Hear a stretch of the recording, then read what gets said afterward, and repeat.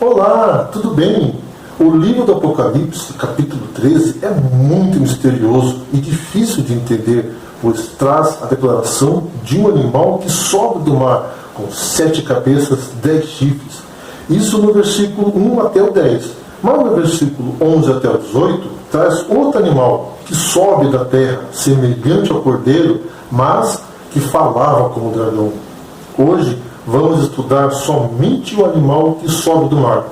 E vamos decifrar o mistério que envolve este animal. E gostaria de te convidar a estudar a Bíblia conosco. Mas antes, vamos fazer uma oração? Se puder, feche os olhos, abaixe a cabeça e ore comigo. Senhor Deus, que habita na mais altura dos céus, queremos te pedir a tua bênção sobre o estudo e a unção do teu Espírito Santo sobre cada pessoa que está assistindo esse vídeo. Nos ajude, nos abençoe e nos guarde. Em nome de Jesus, amém. Agora, vamos ler Apocalipse 13, de 1 a 3. Vi emergir do mar uma besta que tinha 10 chifres e 7 cabeças, e sobre os chifres 10 diademas, e sobre as cabeças nome de blasfêmia. A besta que vi era semelhante a leopardo, com pés como de urso, boca como de leão, dedo de dragão, seu poder, seu trono e grande autoridade. Então vi uma de suas cabeças como golpeada de morte, e a sua ferida mortal foi curada, e toda a terra se maravilhou seguindo a besta. Ao lermos esse texto, nosso pensamento é levado a alguns questionamentos, pois o profeta, em sua visão, viu uma besta totalmente desconhecida de todos os animais que havia presenciado até então, e com algumas características distintas de tudo que é comum em um animal normal. Na verdade, trata-se de uma junção de certos animais: leopardo, urso e leão, em um único animal só, reunindo 7 cabeças, 10 chifres, e por sua vez torna-o ainda mais espantoso e singular. Quem ou que é essa besta? Qual a razão das suas 7 cabeças e 10 chifres? Quem é essa besta? O termo besta no verso é a versão do grego terion, que significa fera, animal ou besta ou monstro. O Apocalipse, a exemplo de outros materiais proféticos, vale-se de simbologia na exposição de seus temas. Grande parte das figuras que aparecem não deve, é claro, ser tomado ou interpretado literalmente. A visão profética exige que a besta deva ser entendida como símbolo. Não se trata de um animal literal que surge do mar literal. Ao nos reportarmos para Daniel 7, podemos ver a descrição de alguns animais em meio à drama profética. É interessante notar que a besta do Apocalipse 13 apresenta traços de semelhança com esses animais. Apocalipse 13 esboça em detalhe 2 períodos de tempo que aparecem em Apocalipse 12, por meio de um paralelismo progressivo. Esta classe de recapitulação se apresenta ao estilo do livro de Daniel.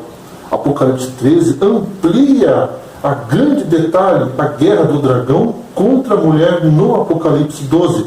Vários elos entre os 2 capítulos mostram sua estrutura paralela. Apocalipse 13 mostra como o dragão trava a guerra contra os santos. Existe uma união especial entre o dragão e a besta do mar, porque ambas possuem as mesmas 7 cabeças e os 10 chifres. Vamos ler Apocalipse 12, versículo 3? Viu-se também outro sinal no céu. Eis um dragão grande e vermelho, com 7 cabeças e 10 chifres, e nas cabeças 7 diademas. Agora, o 13, versículo 1. Vi emergir do mar uma besta que tinha 10 chifres e 7 cabeças, e sobre os chifres 10 diademas, e sobre as cabeças nome de blasfêmia.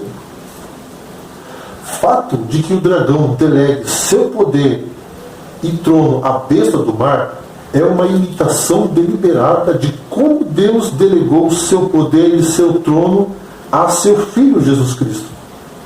Este paralelo extraordinário caracteriza a besta marítima como anticristo. Portanto, algumas vezes se denominou o Apocalipse 13 o capítulo do anticristo. A fórmula de autorização que declara que a besta recebe autoridade sobre toda a tribo, povo, língua e nação pode ver-se como uma cópia irônica da autorização do Filho do Homem, que recebe autoridade sobre todos os povos, nações e línguas. Em Daniel 7,14, o objetivo de ambas as investiduras de poder é receber adoração e lealdade de toda a humanidade. Agora, vamos ler Daniel, capítulo 7, e o versículo 3. 4 animais grandes, diferentes uns dos outros, subiam do mar. Então, por essa conexão textual, a gente descobre que o animal ou besta, quando se trata de linguagem profética, ele representa um rei ou um reino. Aqui no verso 17, usou a expressão 4 reinos. E quando você vai para a história, você descobre que os 4 reis foram Babilônia, Medo-Pérsia, Grécia e Roma. Então, não era de fato um rei, era um reino. O reino da Babilônia, o reino dos Medo-Persas, e por aí vai. Então, a palavra besta, em profecia, pode significar rei ou reino. Então, nós já temos o primeiro detalhe para identificar. Então, besta que surge do mar é um poder, um reino. De que reino o Apocalipse está falando? Vamos continuar a interpretação? Agora, vamos entender lá no Apocalipse o que é mar. Você sabia que para entender o Apocalipse 13 você deve estudar o capítulo 17? Porque o capítulo 17 ele amplia a visão do capítulo 13. Esse reino surge do mar. Mas o que significa mar em profecia? Vamos para o Apocalipse 17 e o versículo 15.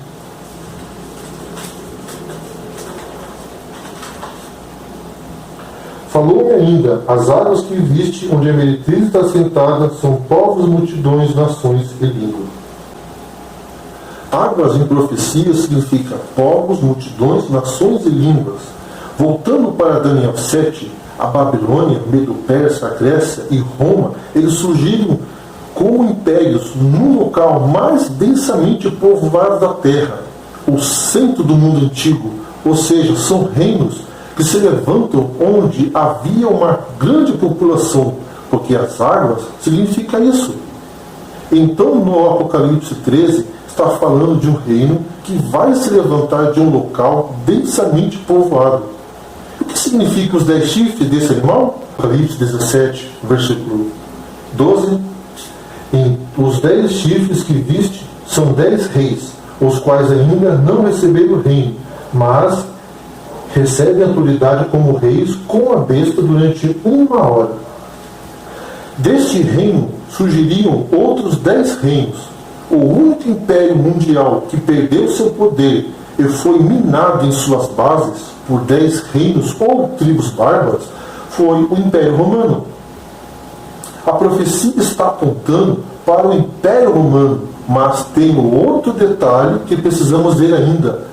As 7 cabeças desse animal, pois ele tinha 7 cabeças e 10 chifres. O que representa essas 7 cabeças? Vamos ler o versículo 9 do capítulo 17. Aqui está o sentido, quem tem sabedoria. As 7 cabeças são 7 montes, nos quais a mulher está assentada. São também 7 reis. Montanha ou monte também dá ideia de reino. E o versículo está dizendo, são também 7 reis. Agora vamos ler o versículo 10. Dos quais 5 caíram, um existe, o outro ainda não chegou, e quando chegar, tem que durar pouco. Os 10 chifres correspondem a 10 tribos bárbaras que provocaram a queda de Roma. Isso quer dizer que este poder é o Império Romano, porque foi o Império Romano que foi derrotado por essas tribos bárbaras. As 7 cabeças são 7 impérios. Império que sempre na história atacaram o povo de Deus. Foi o Egito, a Síria, Babilônia, Medo-Pérsia, Grécia e Roma. 5 caíram. Um existe agora. Quem é que existe no tempo de João? Roma, império. Mas um ainda não chegou. E qual que ainda não tinha chegado nos dias de João? Roma papal, que só chegou no 6º século, no ano 538.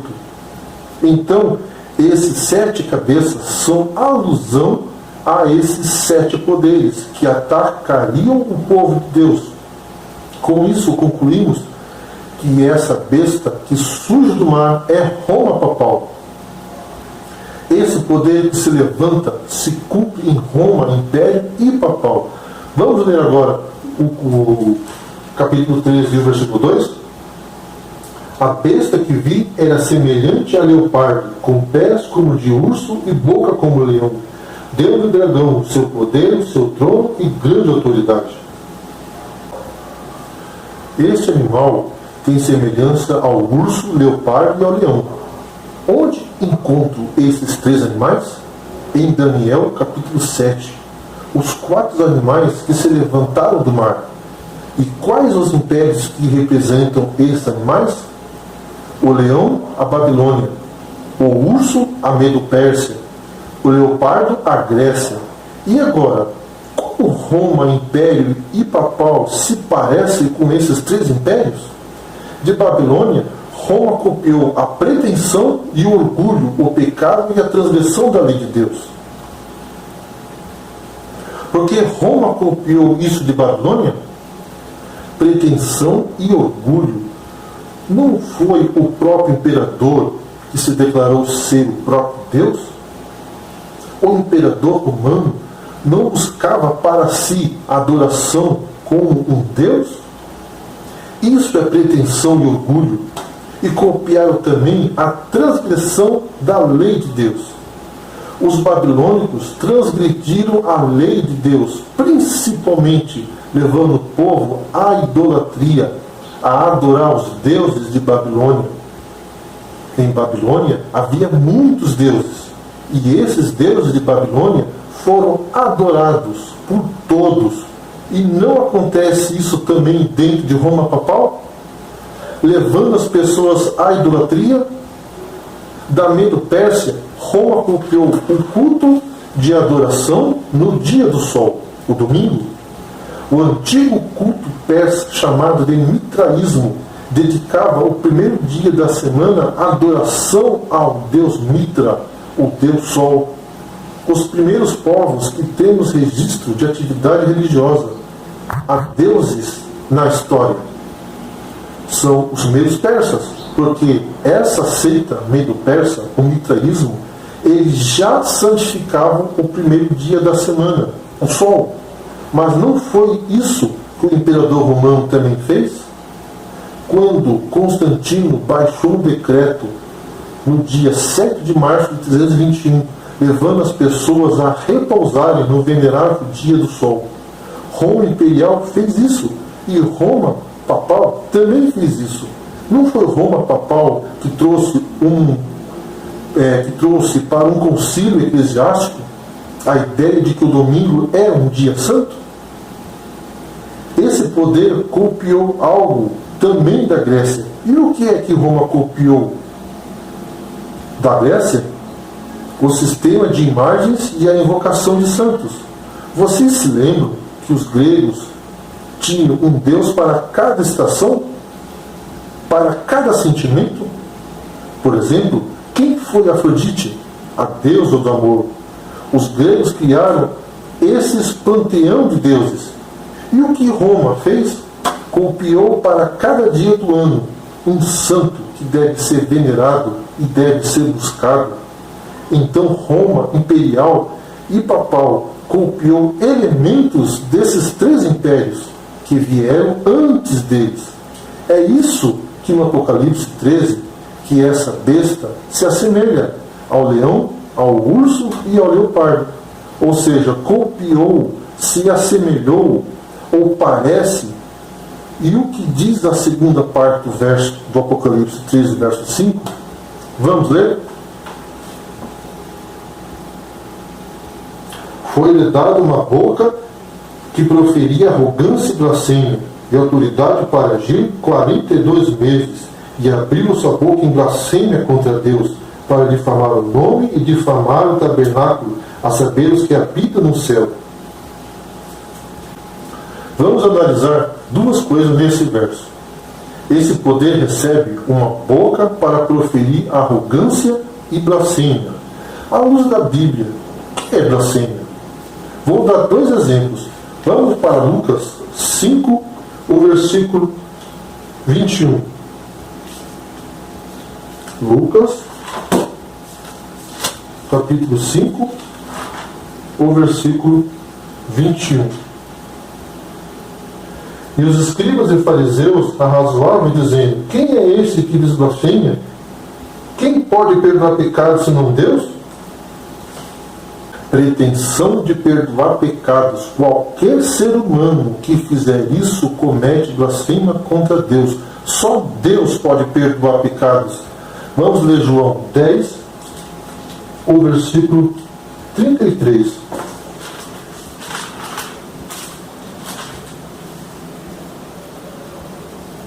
Responderam-lhe os judeus: não é por obra boa que te apedrejamos, e sim por causa de blasfêmia, pois sendo tu homem, te fazes Deus a ti mesmo. Pretensão de ser Deus, se colocar no lugar de Deus, e esse poder agiria por 42 meses. Em profecia, cada dia significa um ano, conforme Números 14, 34 e Ezequiel 4, 6 e 7.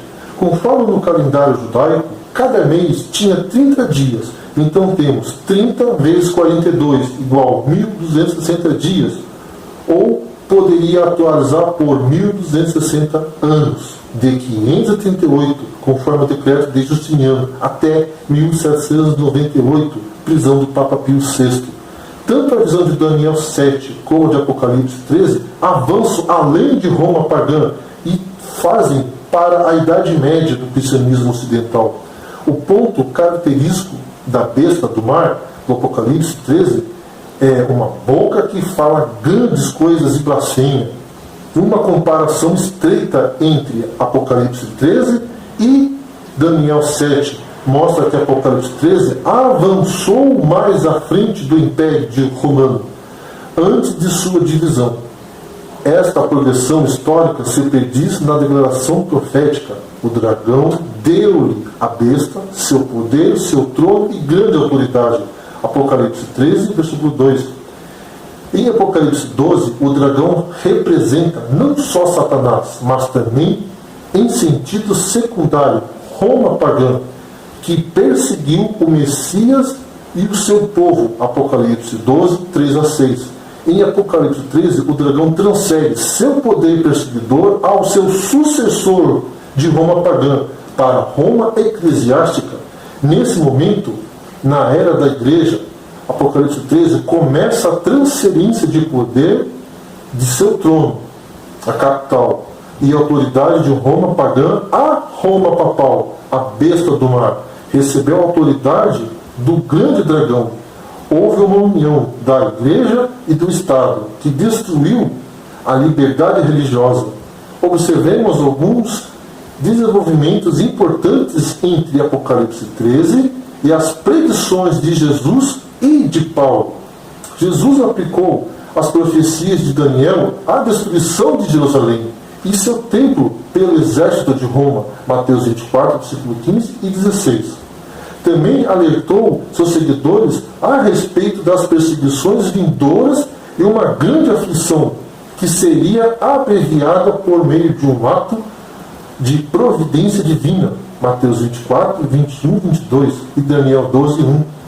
De uma maneira especial, advertiu o seu povo contra os enganos religiosos que afirmariam falsamente ser seus porta-vozes, porque surgiriam falsos cristos e falsos profetas, operando grandes sinais e prodígios para enganar, se possível, até os próprios eleitos. Mateus 24, versículo 24. É óbvio, a advertência profética de Cristo requer a interpretação correta de Daniel. Interpretação que se especializa no tema da apostasia, da perseguição e do conhecimento das profecias messiânicas. Paulo expôs sua compreensão do livro de Daniel com claridade e suficiência em 2 Tessalonicenses capítulo 2. Afirmou que a apostasia, o futuro homem da iniquidade, tinha que proceder à volta de Cristo em glória. Vamos ler 2 Tessalonicenses capítulo 2 e o versículo 3.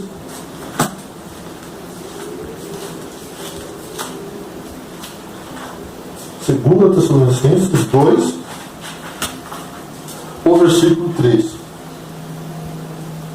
Ninguém de maneira nenhuma vos engane, porque isto não acontecerá sem que primeiro venha a apostasia e seja revelado o homem da iniquidade, o filho da perdição. Paulo caracterizou esta apostasia vindoura em termos de um culto religioso falso dentro do templo de Deus, como tinha sido descrito em Daniel capítulo 8 e o capítulo 11.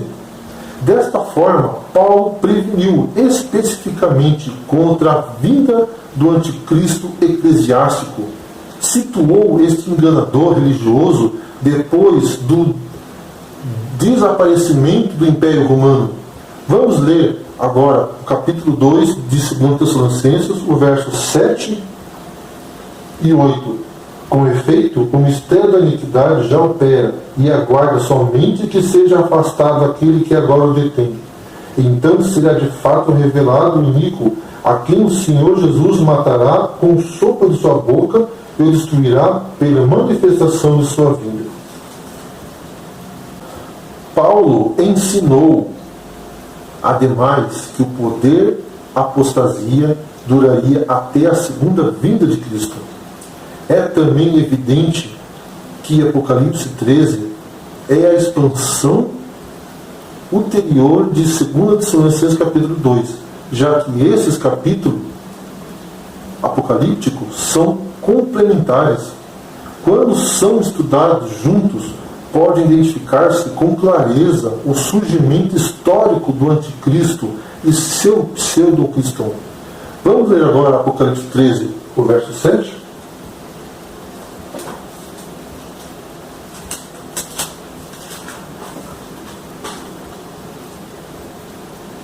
Foi-lhe dado também que pelejasse contra os santos e os vencesse. Deu-lhe ainda autoridade sobre cada tribo, povo, língua e nação. Enquanto que os dirigentes da igreja afirmavam atuar em lugar de Cristo, as guerras santas de sua Inquisição derramou mais sangue do que qualquer outra religião no mundo. Não pode ser absolutamente nenhum exagero dizer que a igreja de Roma causou uma quantidade de sofrimento imerecido. A igreja declara herege quem eles quisessem. Pessoas iam para as fogueiras, nas masmorras. Milhares morreram nesses 12 séculos. O mundo está cheio de documentos que comprovam isso. A ferida mortal da besta, Apocalipse 13, versículo 3, explica-se no final da unidade, verso 10, por cativeiro e espada, e dessa maneira as duas seções formam um todo.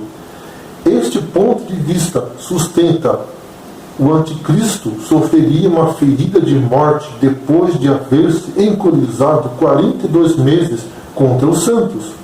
A ferida de morte significa um congelamento temporário da perseguição do anticristo. Se o começo de tempo de persistir opressão está marcado pela união da igreja e do Estado, então seu final deve entender-se como a dissolução da união da igreja e do Estado. E por conseguinte, vê a ferida mortal como um golpe de morte à autoridade da besta. Entretanto, A besta anticristo, em Apocalipse 13, se levanta depois de Roma pagã. Portanto, a ferida mortal requer uma aplicação histórica à união da Igreja com o Estado, que perseguiu durante a Idade Média. Não há dúvida de que o dragão usou o Império Romano para fazer guerra contra a mulher e seu Messias, Apocalipse 12, de 1 a 4. Mas a besta do mar, a qual o dragão ou Roma transfere seu poder, representa o seu sucessor de Roma imperial. Isto chega a ser evidente se conectar com Apocalipse 7, com sua raiz principal em Daniel capítulo 7. Em fevereiro de 1798, Papa Pio VI foi preso por ordem de Napoleão Bonaparte. A prisão do Papa foi esse golpe mortal, mas a ferida mortal seria curada. E hoje estamos vendo a cura da ferida, num processo de popularização do papado. Então, essa confiança que esse sistema está voltando a ter é profético. E a cura da ferida que aconteceu em 1798, a ferida mortal aconteceu e hoje está sendo curada. E o que é esta cura? É a credibilidade papal que voltou a ter. Vamos ler Apocalipse 13, o verso 10. Se alguém leva para cativeiro vai. Se alguém mata a espada, necessário é que seja morto a espada. Aqui está a perseverança e a fidelidade dos santos. Se alguém leva para cativeiro vai. O sistema papal não levou tantos para cativeiro durante os 12 séculos? Agora, com a prisão do Pio VI, ele foi para cativeiro. Ele foi levado para a ilha de Santa Helena. 2 anos depois, em 1800, ele morreu exilado. Em 1929, Mussolini estava no comando da Itália. Ele devolveu para a igreja os 44 hectares de terra, que hoje constitui o Estado do Vaticano. E hoje o Vaticano é um Estado independente e o Papa é o chefe do Estado. Isso aconteceu em 1929. Ali temos um evento histórico para dizer que esse processo de cura começou em 1929. E quando ele vai terminar? Vamos ver isso ainda no livro do Apocalipse. Mas vamos ler o versículo 8. E adorarão todos que habitam sobre a terra, aqueles cujos nomes não foram escritos no livro da vida do Cordeiro, que foi morto desde a fundação do mundo. E quando esta ferida mortal estará curada? Quando todos os habitantes da terra adorarem este poder. A questão envolve adoração. Quem é o seu Deus? Quem você adora? O seu coração pertence a quem? Aqueles que adorarem esse poder não terão seus nomes escritos no livro da vida. E o que o Apocalipse diz? É uma questão de adoração. Somente Cristo é digno em todo o universo de receber a nossa adoração. Vamos orar. Pai nosso que está nos céus, queremos honrar a Ti, Senhor Deus, o único Deus verdadeiro, e a Jesus Cristo, o único digno de adoração. Venha, Senhor Deus, receber nossas vidas. Queremos entregar em Tuas mãos para que Tu possa cuidar de nós, Senhor Deus, porque nós não sabemos cuidar dos nossos corações nem da nossa vida. Venha, Senhor Deus, derrama Teu Espírito Santo, guia nossas vidas. É o que nós te pedimos. Seja com cada pessoa aqui que está assistindo esse vídeo, que o Espírito Santo alcance o coração dela, que Cristo possa ser o Senhor da vida de cada uma dessas pessoas aqui. Em nome de Jesus aqui pedimos. Amém. Se você gostou desse vídeo, inscreva-se no nosso canal, dê um like, ative o sininho e compartilhe esse vídeo com o maior número de pessoas possíveis. E que Deus abençoe a cada um de vocês.